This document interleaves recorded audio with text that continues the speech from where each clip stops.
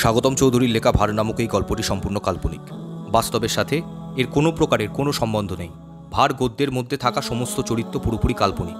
যেহেতু এই গদ্য সম্পূর্ণটাই লেখকের কল্পনার দ্বারা সৃষ্ট, তাই এটি কোনোভাবেই বাস্তব জীবনের কোনো ঘটনার সহিত কোনো প্রকার সম্বন্ধ স্থাপন করে না। এই গদ্যের সকল চরিত্র ঘটনা কাল্পনিক হওয়ার দরুন এটি বাস্তব জীবনের কোনো ব্যক্তি, বস্তু, স্থাপত্য, সংগঠন, জীব, জড়, প্রাণী, উদ্ভিদ সহ অপর কোনো কিছুকে মানসিক, শারীরিক বা অন্য কোনো রকমের আঘাত করার জন্য প্রস্তুত করা হয়নি ও তা করে না।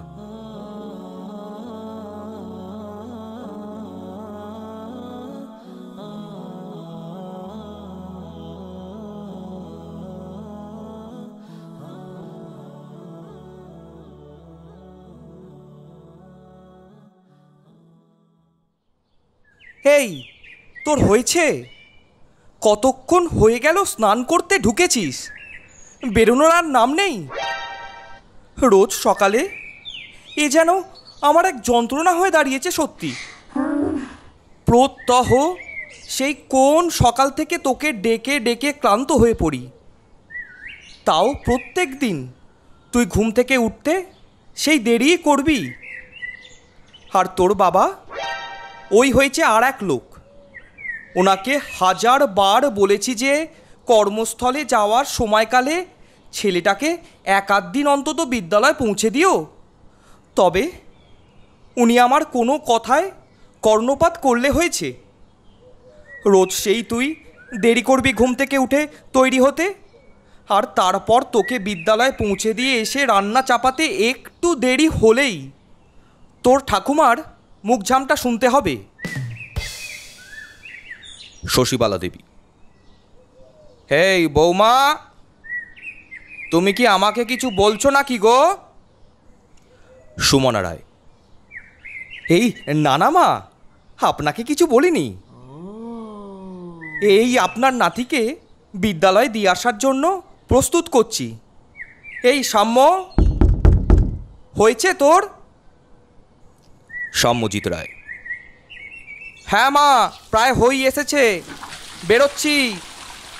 আমি স্নান করে বেরিয়ে বিদ্যালয়ের পোশাক পরে একদম তৈরি হয়ে তোমার কাছে আসছি। সুমনা রায়: ঠিক আছে, দেরি করবি না, তাড়াতাড়ি কর। ইতিমধ্যেই সুমনা দেবীর ও ওনার শাশুড়ি শশীবালা দেবীর উভয়েরই কানে ভেসে এলো একটা শিশুসুলভ কণ্ঠস্বর। সবজি নেবে গো, সবজি, কুমড়ো, ফুলকপি, বেগুন, পটল, পুঁইশাক, ধনেপাতা, লাউ, আরও অনেক রকম সবজি রয়েছে। সবজি নেবে গো, সবজি। শুনতে পেয়ে পুত্রবধূকে উদ্দেশ করে শশীবালা দেবী বলে উঠলেন, এই বৌমা, দেখো তো, মনে হয় বাড়ির সামনে দিয়ে সবজিওয়ালা যাচ্ছে। পারলে কটা লাউ আর কুমড়ো নিয়ে নাও তো দেখি। লাউ কুমড়োর ঝাল খাওয়ার বেশ অনেক দিন ধরেই ইচ্ছে করছে। সুমনা রায় বিড়বিড় করে বললেন, মনে লাউ কুমড়োর ঝাল খাওয়ার এতই যখন ইচ্ছা, তা এর মধ্যে একদিন বললেই তো হতো, না হয় ভালো করে রেঁধে খাইয়ে দিতাম। সাম্যকে বিদ্যালয়ে দিতে যাওয়ার ঠিক আগে এই তাড়াহুড়োর মাঝেই ওনার মনের যত সুপ্ত ইচ্ছা বাসনা সব প্রকাশ পায়।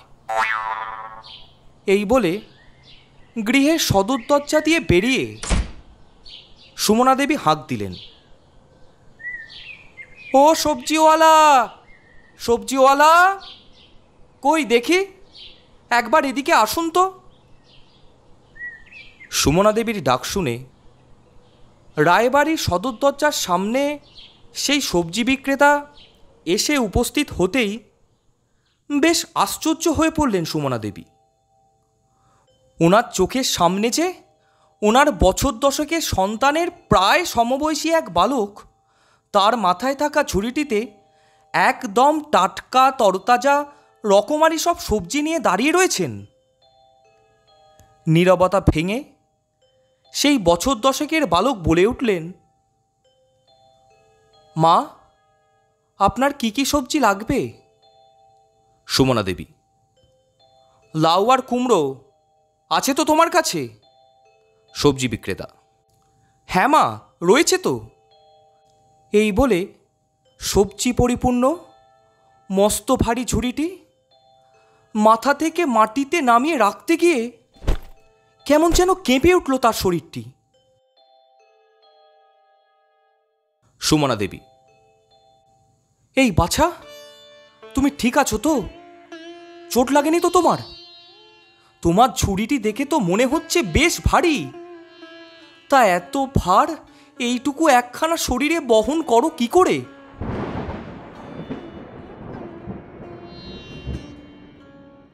সবজি বিক্রেতা বালক। হে মা, না না, চোট কেন লাগতে যাবে? এ ভার তো রোজই আমাকে বহন করতে হয়। হ্যাঁ, ঝুড়িটি বেশ ভারী ঠিকই। প্রথম প্রথম তো বেশ কষ্টও হতো, তবে আস্তে আস্তে সয়ে গেছে।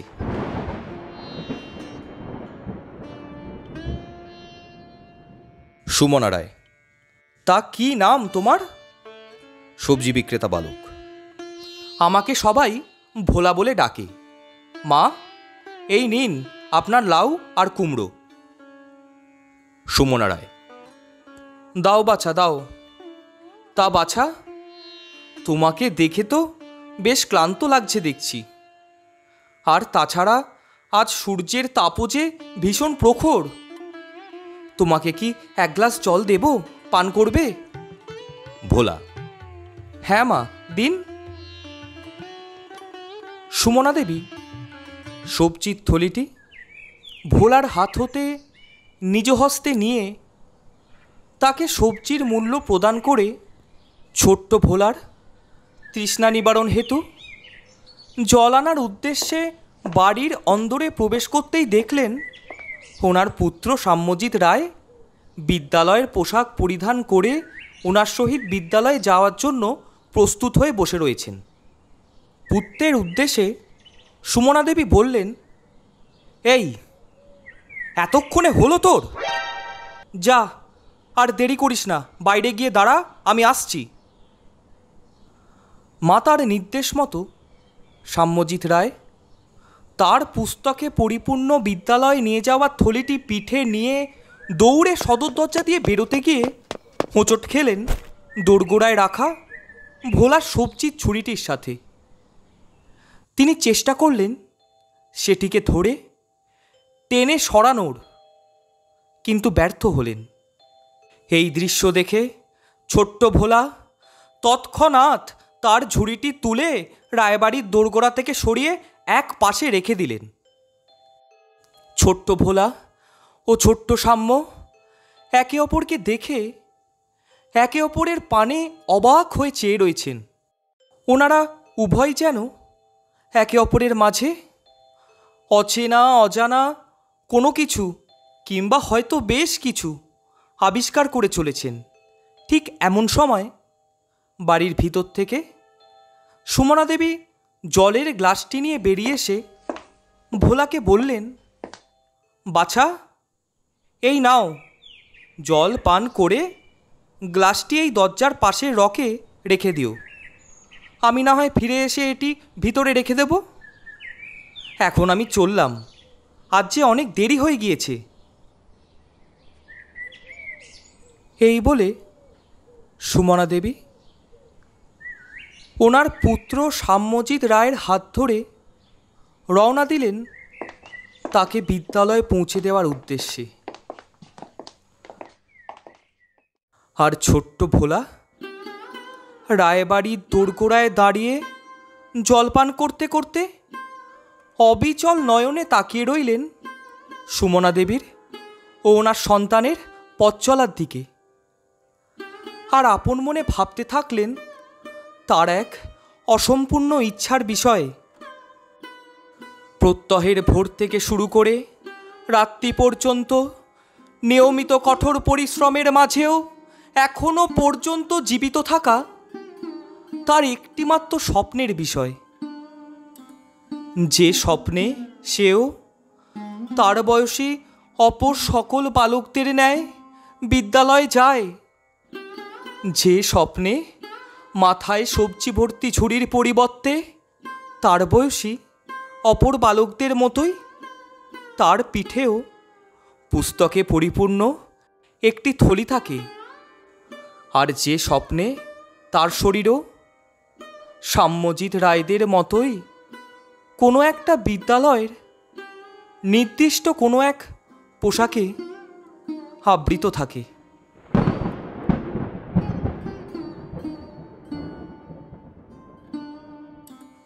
জলপান করে সুমনা দেবীর নির্দেশ অনুযায়ী বাড়ির সঙ্গে লাগোয়া সদর দরজার পাশে রকটিতে জলের গ্লাসটি রেখে পেট চালানোর তাগিদে তার জরাজীর্ণ শরীরের বল প্রয়োগ করে সবজি বোঝাই ভারী ঝুড়িটি কোনো ক্রমে পুনরায় মাথায় তুলে তার ছোট্টখাট্ট বালক শরীরে সেটির ভার কোনো রকমে সইয়ে নিয়ে রায়বাড়ি থেকে প্রস্থান করার সময়কালে আপন মনে তিনি সৃষ্টিকর্তার নিকট প্রার্থনা করতে শুরু করলেন।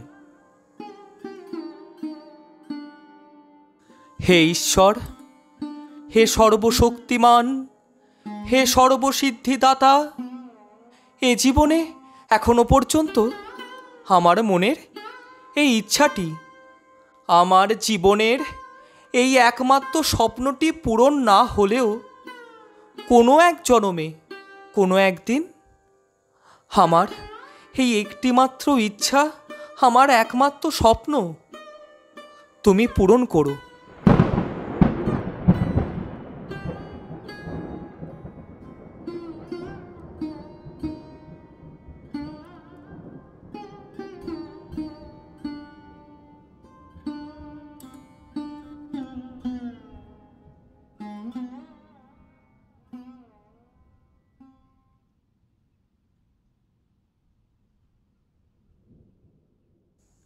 এই জগতে মানবরূপে জন্মগ্রহণ করার কিছু বছরের মধ্যেই কিছু মানুষের ক্ষেত্রে ব্যতিক্রম হলেও অধিকাংশ মানুষের কাঁধেই এসে পড়ে নিজের এবং নিজের মানুষগুলির জীবন অতিবাহিত করার দরুন অন্ততপক্ষে মৌলিক প্রয়োজনীয়তাগুলি পূরণ করার ভার, গুরুদায়িত্ব ও নৈতিক কর্তব্য।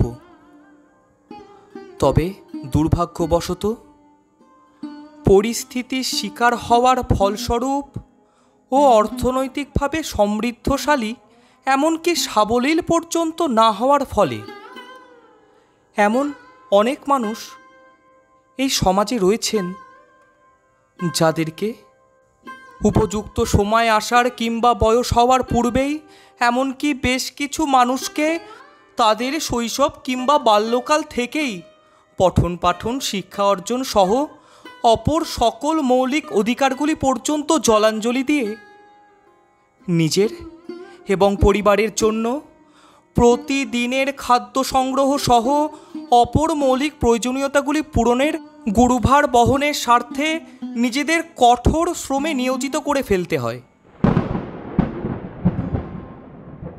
ঠিক এমনই স্বাগতম চৌধুরী রচিত এই গদ্যের প্রমুখ চরিত্র ভোলাকেও পরিস্থিতির শিকার হওয়ার কারণে পিঠে পুস্তক পরিপূর্ণ বিদ্যালয়ের থলি বহন করার পরিবর্তে মাথায় সবজি ভর্তি ভারী ঝুড়িটি নিয়ে নিজের ও তার পরিবারের অপর সদস্যদের পেট পালনের উদ্দেশ্যে সকাল থেকে রাত্রি পর্যন্ত কঠোর পরিশ্রমে লিপ্ত হতে বাধ্য হতে হয়েছে।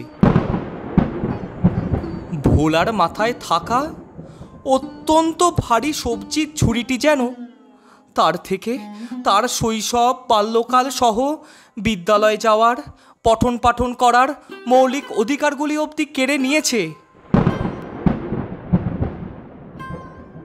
সাম্যজিৎ রায়দের মতো অপর শিশুদের, বালকদের স্বাভাবিক দৈনন্দিন জীবন, রোজ বিদ্যালয়ে যাওয়া, বিদ্যালয়ের নির্দিষ্ট পোশাকটিতে নিজেদের শরীরটি আবৃত করা যে ভোলাদের মতন শিশুদের ও বালকদের নিকট কেবলই তাদের স্বপ্নেই সীমাবদ্ধ। জীবনের মৌলিক প্রয়োজনীয়তাগুলি পূরণ করার স্বার্থে পিঠে বিদ্যালয়ের থলি বহন করার বয়সে সেটির পরিবর্তে মাথায় বহন করা সবজির ঝুড়িটির অতিরিক্ত ভারে ভোলার জীবনের বিদ্যালয় যাওয়ার এই স্বপ্ন, ভোলা নিজের মধ্যে শতাধিক প্রতিকূলতার মধ্যেও জীবিত রাখতে চাইলেও তার এই স্বপ্ন বাস্তবায়িত হওয়ার সম্ভাবনা যেন ধীরে ধীরে সময়ের সাথে চাপা পড়ে যাচ্ছে, ম্লান হয়ে যাচ্ছে।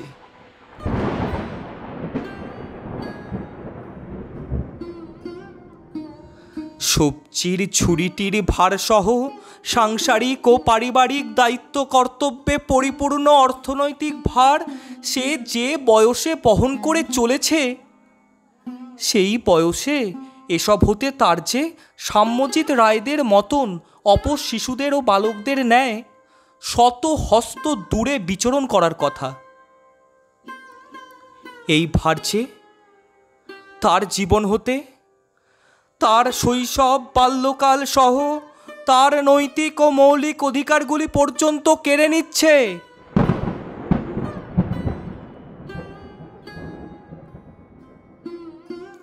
লেখক স্বাগতম চৌধুরী তার রচিত এই গদ্যের কিংবা গল্পের প্রমুখ চরিত্র ভোলার ওপর তার শৈশব থেকেই অনৈতিকভাবে এসে পড়া তার জীবনের শৈশব বাল্যকাল ও মৌলিক অধিকার ধ্বংসকারী এই অনৈতিক ভারের দিকে অধিক মাত্রায় দৃষ্টিপাত করার দরুন এই গল্পের নাম রেখেছেন ভার।